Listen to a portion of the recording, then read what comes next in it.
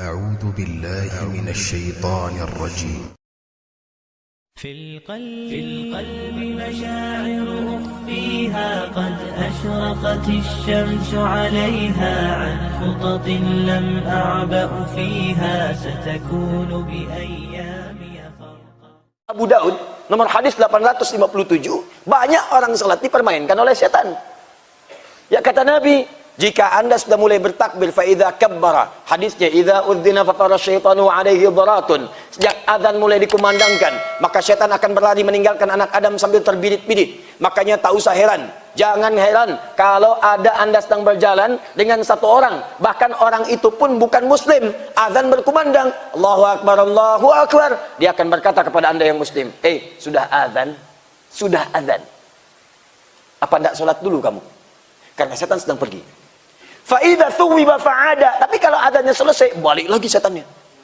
Maka orang yang muslim bisa menjawab, tenang aja, baru adzan, belum qomat. Balik setan. Sampai iqamat dikumandangkan, mulai takbir, orang sholat akan mulai merasa fokus. Silakan bapak ibu perhatikan, tuan puan lihat, setiap orang mau sholat biasanya tuh tenang, fokus. Tapi kalau sudah takbir, Allahu akbar, kata Nabi, fayaqulu syaitanu, maka setan akan mulai berkata kepadanya. Ada setan yang khusus menggoda orang sholat. Setan itu punya jurusan juga, spesialisasi. Ada 9 jenis setan. Saya nggak tahu kuliahnya di mana itu. Rektornya iblis.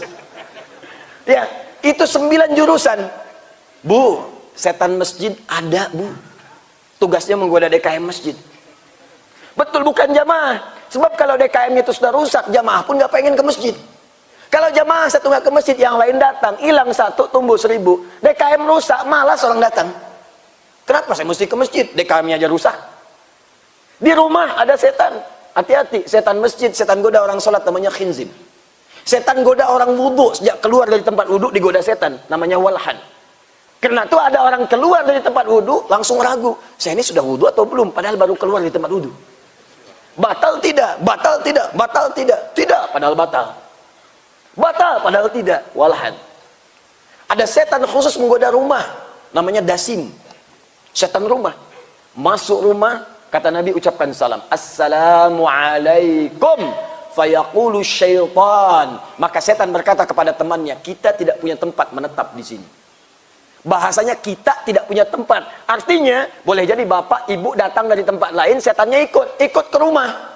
Begitu diucapkan salam, setannya berkata kepada yang baru ikut tuh, kita nggak punya tempat di sini, nggak usah ke sini. Awas, hati-hati Bu.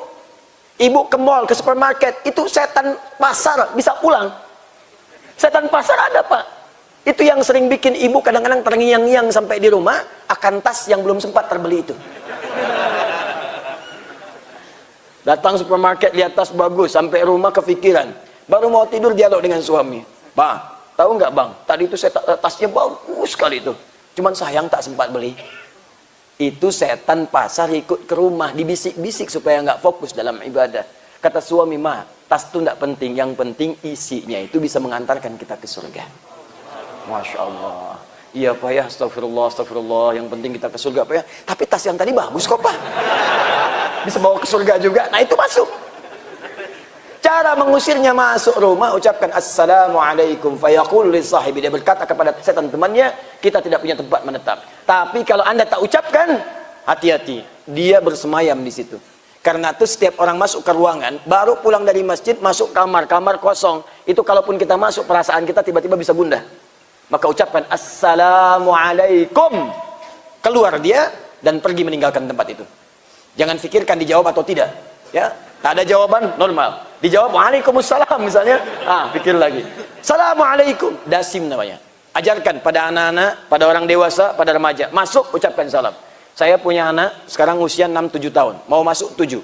Sejak usia 3 tahun, baru bisa bicara, berjalan, aktivitas saya ajarkan. Masuk kamar, Kak, ucapkan assalamualaikum. Ada setan namanya dasim. Itu goda kakak nanti, tidak bisa tenang tidurnya. Begitu mendengar dia namanya, langsung dia masuk kamar, dia buka, dia ucapkan assalamualaikum dasim. Dia cakap tuh namanya, supaya keluar sekalian ya. Selesai. Nah setan yang goda orang sholat namanya khinzib. Khinzib. Ada yang menyebut khanzab. Jadi kalau orang sudah bertakbir Allahu Akbar, fayaqulu syaitanu udhkur kadza udhkur kadza. Maka setan akan berkata pada orang salat ini, ingat ini ya, ingat itu ya. Karena itu silakan kalau tidak percaya. Begitu Anda bertakbir, yang tidak ingin diingat pun bisa ingat. Allahu Akbar. Sekarang arisan Ambo mau menang nih. Allahu Akbar, WhatsApp belum dibalas. Allahu Akbar, status belum diupdate. Allahu Akbar, motor aman nggak teh itu? Itu muncul. Bahkan ada yang paling dahsyat, kata Nabi di akhir hidupnya, di akhir salatnya, hatta la yash'ura al-musalli kam rak'atan yusalli. Di akhir hadis Nabi mengatakan, sampai ada orang sholat itu tidak sadar berapa rakaat sedang menunaikan sholatnya. Subuh itu cuma 2 rakaat. Tapi kalau kena tipu daya setan, yang 2 itu bisa jadi 3. Yang 2 bisa kurang 1. Nah, apa penyebabnya orang bisa lalai dalam sholatnya? Salah satu penyebabnya adalah, mohon maaf, karena pikirannya dikendalikan oleh setan, karena tak mampu memahami apa yang ia kerjakan dalam sholatnya. Di normalnya begini, ketika Anda bertakbir Allahu Akbar, pikiran kita langsung menerjemahkan Allah Maha Besar. Hati kita langsung meresapi, ya Allah, aku berikrar Engkau yang Maha Besar. Aku mohon ampun ya Allah, kalau selama ini aku sering merasa besar, merasa hebat dibanding orang lain, merasa unggul dibanding tetangga, merasa yang lebih mulia dibanding pasangan hidup. Takbir Allahu Akbar, menundukkan jiwanya bermohon ampunan kepada Allah. Karena itulah setelah itu dia mengatakan, Allahumma ba'id baini wa baina khatayaya kama ba'adta bainal masyriqi wal maghrib. Ya Allah, kalau memang tadi ya Allah, sebelum saya sholat, saya banyak membawa kesalahan, saya akui saya banyak salah, saya tobat ya Allah, mohon jauhkan antara aku dengan kesalahan yang telah aku perbuat sebelum sholat ini, seperti Engkau jauhkan antara timur dengan barat yang tidak pernah bertemu. Itulah yang dikerjakan sahabat Abu Bakar As-Siddiq. Begitu beliau takbir, itu tangannya langsung bergetar.